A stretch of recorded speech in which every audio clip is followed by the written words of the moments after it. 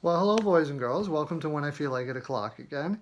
And I'm going to change things up a bit now. I'm going to start doing my picks right at the end. So make sure you hold off at the end for you who are depend on those picks for your gambling needs. I realize your plight, but I'm getting a lot of letters. One from Terrence Parnival from Parkview, Louisiana, who says, I'd like to hear a little more of your thoughts on different NHL teams and so on and so forth like that. He didn't say so and so forth like that. He just said, I'd like to know more thoughts on your NHL team. It's actually a really long letter. If you're going to send me a letter, I love your letters, boys and girls. And I've told you how we uh, take your sacks of letters, pour it on the letter table. By we, I mean the masseuse girls and I, and we just throw them in the air to start out with and giggle, and it's fun.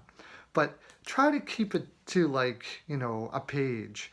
You're doing 3-4 page long letters. It gets a little tedious at times.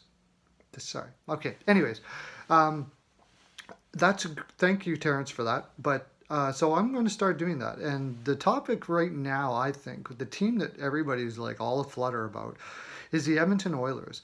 And what happened? What's going on with the Edmonton Oilers? Well, I was calling this last year, boys and girls. For you, most of you, go back in your journals to oh, what would it be? September last year or something like that. Um, when, or no, it would have been later than that. Anyways, last year, you should know because you were studying all this time. I was saying that although, especially when they got in the playoffs, that the reason why the Oilers were having a good year was Talbot was playing out of his head. He was playing very Price-like.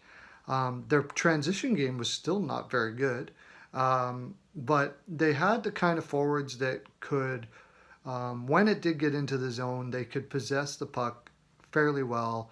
They did well in their own end, or in the opposition end. When they got there, gave themselves some opportunities.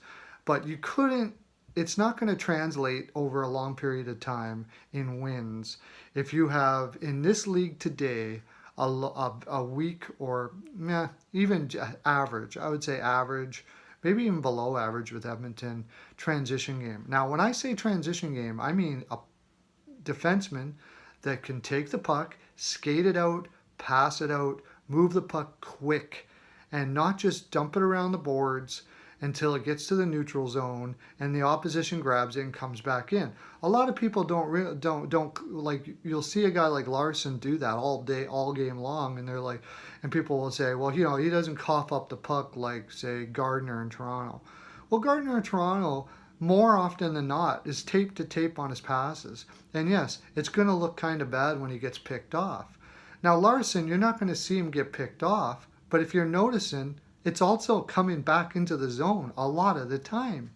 And that's the problem. Clefbaum was propping him up so much because all Larson had to do, and believe me, he's good at this, and there's a place for it, and there's nothing wrong. It's nothing wrong with it if you use it correctly. He's good at possessing the puck, getting the puck off the stick of the opposition, and passing it to his defense partner. He's just not good at getting it out of the zone very well, unless his forwards come way back and give him like simple options. And if you do that, if you have to do that all the time, you're putting yourself in a position where the other team is able to set up because all your forwards are back be in the defensive zone. You need defensemen that are going to be able to get the puck up in the neutral zone. You can start putting fast pressure on them, and they don't have that, and that's the problem. Anyways, to make a long story short, what happened to them was they traded Hall for Larson, which was ridiculous. They put way too much emphasis or confidence in that Talbot was going to be Price-like again, which he's not. He's a good goaltender. He's not Price-like. The Eberle for Strome trade was ridiculous. If that's all you could get for Eberle, don't trade him. Let him ride out his contract or whatever, but don't trade him because Strome was showing nothing that he was going to be anything more than a tweener second, third liner And when I say tweener, second, third liner, it's because you don't really know where to put him. Now he could have a jump and get better, but I would have rather seen a second round pick or something other than what they picked up for Strome. At least they would have give you cap room. So they just made bad moves. They've made extremely bad moves. Getting in 2015, giving up your first and a second for Reinhart.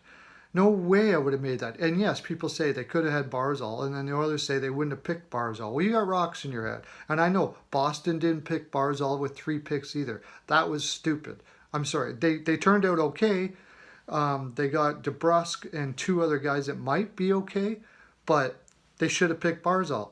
And there was no reason why I don't know why. I'd love to know why GMs let Barzal go down that low. I was screaming at the freaking TV. But even if you didn't pick Barzal, there was lots of guys in there that you could have picked that would have been better than Reinhart. And you should have known that Reinhart was like that. Snow was just letting him go. I mean, he didn't let him go for a first and a second, but he was not doing well on the island at all. They weren't showing confidence in him all. So if you see that, why are you going to take that kind of a risk in the deepest draft in 2015? Okay, future. What's going to happen? What's got to happen? Chiarelli's got to go. What do you do with your lineup now? I don't know, honestly. Do what I thought they should have did with Draisaitl way before they signed him into this long contract. See what you can get for him and get as much depth as you possibly can. Not that Draisaitl's bad, but you need depth in this lineup. You're not going to be able to sign... No use signing 2 guys to $20 million contracts if you can't keep Ekman Larson on top of it. You might as well trade Draisaitl, who you're going to get the max return for, and pick up as many wingers and young defensemen as you possibly can and hope they pan out. Get rid of your scouting staff, bring in some new staff. They're not doing the job. They're making poor decisions. By the way, I would have taken Sergachev over Payarvi too. You know what? I'm going to do another video on this because this is starting to run long. I'm going to do another video today probably. So be looking out for that. Let's do my picks for today really quick and we'll do another video later. Bolts versus the Flyers. I take the Flyers. Wild versus the Pens. I take the Pens. Canes versus the Habs. I take Canes. Bruins versus the Wings. I take the Wings. Caps versus the Panthers, I take the Caps. Avs versus the Blues, I take the Blues and take the over on that. Leafs versus the Stars, I take the Stars and take the over on that. Flames versus the Oilers, I take the Flames, under. Take the under on that.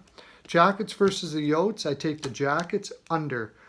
Isles versus the Knights, over. Huge over. Jets versus the... Can't read my writing. Ducks, take the Jets. I don't know what the over and under is going to be on that one. Rangers versus the Sharks. I take the Rangers. And the Nucks versus the Sabres. I think Sabres are going to be riding high after their win against the Oilers.